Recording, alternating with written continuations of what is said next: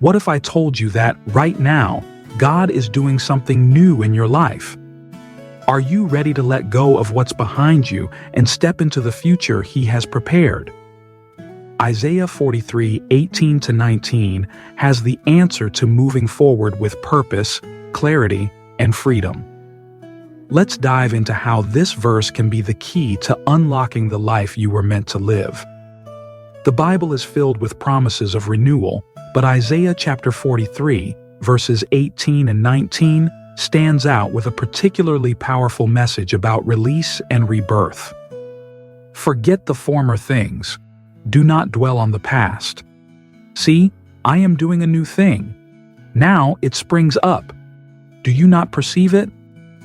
These words come from God, calling us to release old baggage, shake off what holds us down, and look forward to a future filled with His blessings. Let's walk through the journey of understanding and applying this verse so you can begin experiencing the new thing God has for you.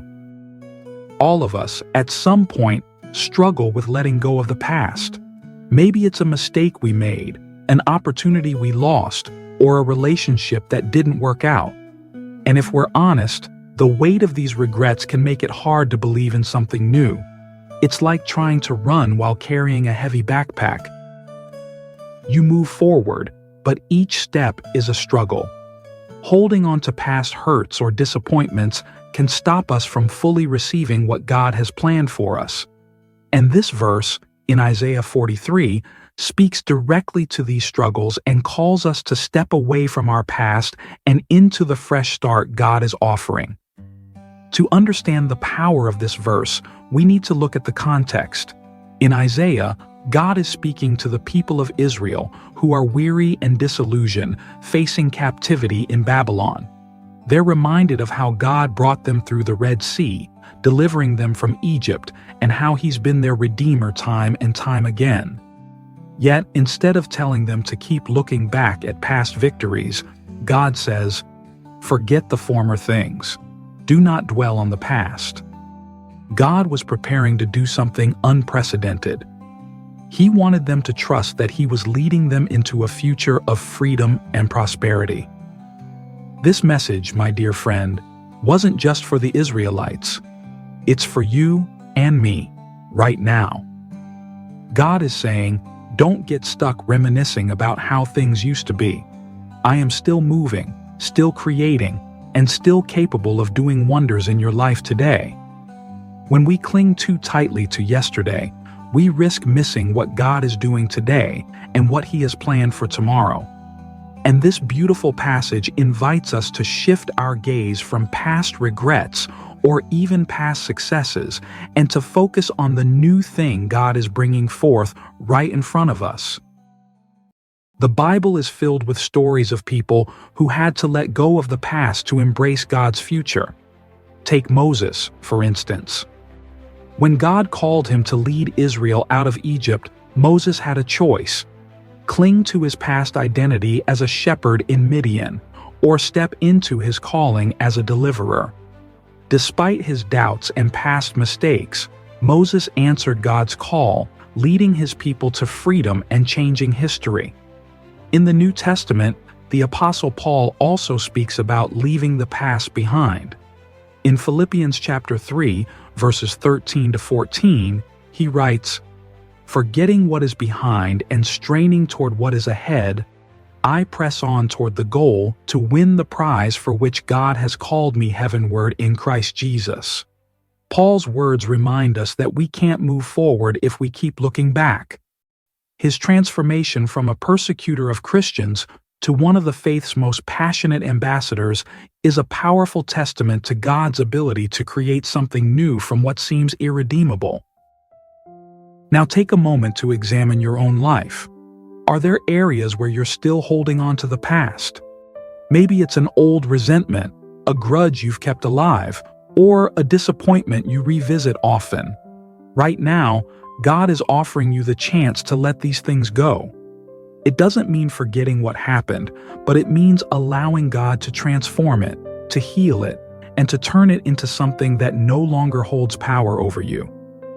Let's try something practical. Visualize the things in your life that you need to release. Imagine placing these burdens in God's hands one by one and ask Him to give you a new perspective. Imagine Him doing something new with each area of your life, restoring, healing, and renewing. So, what exactly is this new thing God is talking about? This is the pivotal moment where the verse's message truly shines. Now it springs up. Do you not perceive it? This isn't a passive promise. God is actively working in our lives, planting seeds of new beginnings, and waiting for us to recognize His hand in them. Sometimes we may be so caught up in what didn't happen, what we didn't achieve, or where we stumbled, that we overlook the incredible opportunities and growth that God is offering. This passage calls us to wake up spiritually and pay attention to God's work in us. Imagine the beauty of a tree that after a harsh winter begins to bloom in spring. This is what God does in our lives. He wants to turn our hardships, regrets, and even our failures into something beautiful and new. His promise is that He is working in ways we might not see right away, but with time, His vision becomes our reality. Now, how can we actively step into this new season He's preparing? Let's explore some meaningful ways to open ourselves to this transformation each day. Daily surrender. Begin each day with a prayer, asking God to help you release the past and embrace the new. Say, "Lord, I surrender my past into your hands. Lead me into the new things you are preparing for me." Practice forgiveness. One of the biggest barriers to embracing the future is holding on to old hurts.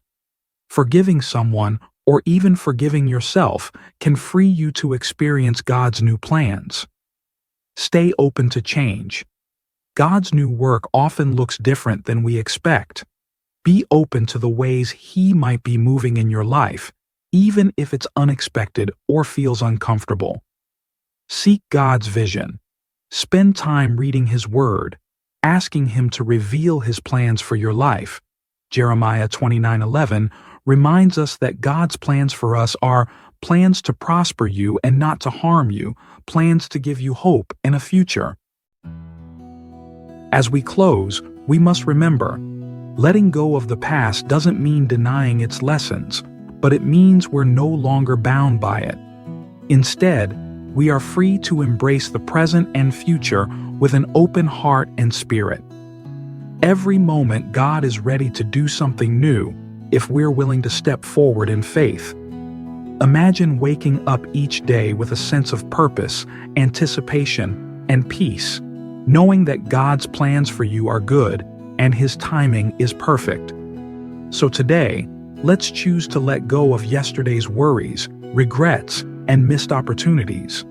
Let's embrace the new beginnings that God is placing in our path.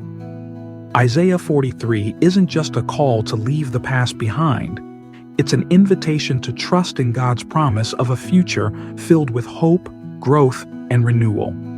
And to give you even more ways to unlock your spiritual potential and deepen your faith, there's a powerful tool that can help you hear God's voice like never before, a practice that few truly know the full power of.